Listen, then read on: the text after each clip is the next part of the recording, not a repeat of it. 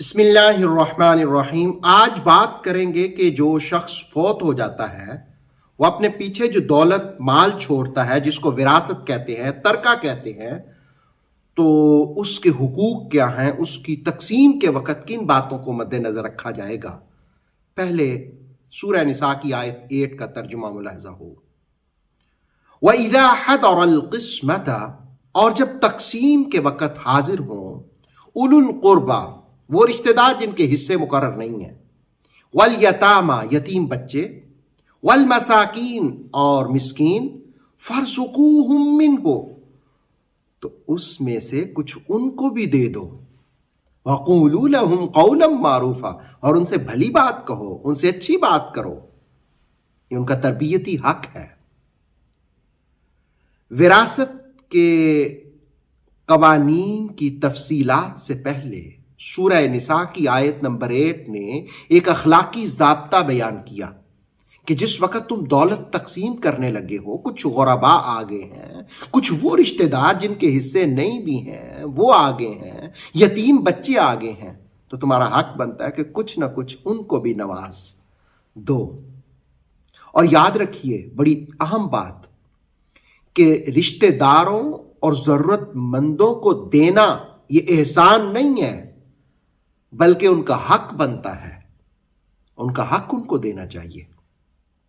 तिबियान ने मरने वाले की विरासत के 4 हुकूक बयान किए हैं। पहला हक ये कि मियाना रवी के साथ उसकी तजहीज़ व तकफीन का बंदोबस्त किया जाए, उसकी दौलत उसके माल में से।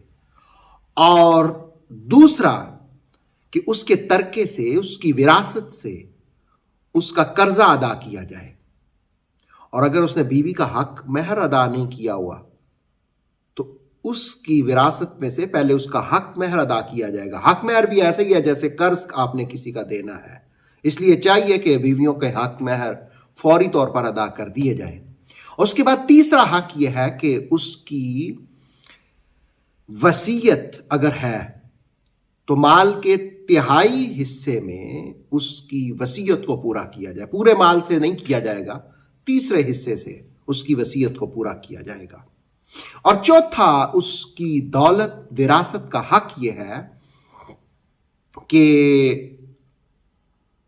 जिनके हिस्से कुरान ने मुकर्रर किए हैं उनको अस्हाबुल फराइज कहते हैं। कुरान, हदीस और इजमा ने जिनके हिस्से मुकर्रर किए हैं उनको हिस्से उनको तकसीम किया जाए। और तकसीम विरासत में सबसे पहले इनको हिस्से दिए जाएंगे वो अस्हाब फराइज हैं। अस्हाब फराइज वो हैं जिनके हिस्से मुकर्रर कर दिए गए हैं। उसके बाद फिर मैयत के जो करीबी रिश्तेदार हैं, वो बुखारी की हदीस है जिसको इब्ने अब्बास रिवायत करते हैं कि रसूलुल्लाह सल्लल्लाहु अलैहि वसल्लम ने फरमाया कि अस्हाब फराइज को उनके मुकर्रर करदा हिस्से दो, फिर जो बाकी बचे वो करीब तरीन मर्द के जो रिश्तेदार हैं उनको दो। अब अगर फर्ज किया जिनके हिस्से मुकर्रर किए हैं वो कोई भी नहीं होता, तो उस सूरत में दूसरा हक जो उसके मर्द के जो रिश्तेदार हैं यानी उसके बाप की तरफ से, उनमें हिस्से तकसीम किए जाएंगे। उनको असबा कहते हैं, असबात। फिर उसकी असबात की 2 किस्में, एक नस्बी जो नसब की वजह से, एक सबब की वजह से, फिर नस्बी की भी 3 किस्में हैं कि असबा बिनफ्सिही और असबा बिल गैर और असबा माल गैर। इनकी तफसीलात इंशाल्लाह आगे आएगी। तो दूसरा हक जो बनता है वो बाप की तरफ से जो रिश्तेदार है उनके, और अगर वो भी ना हो तो फिर ज़विल अरहाम को दिया जाएगा।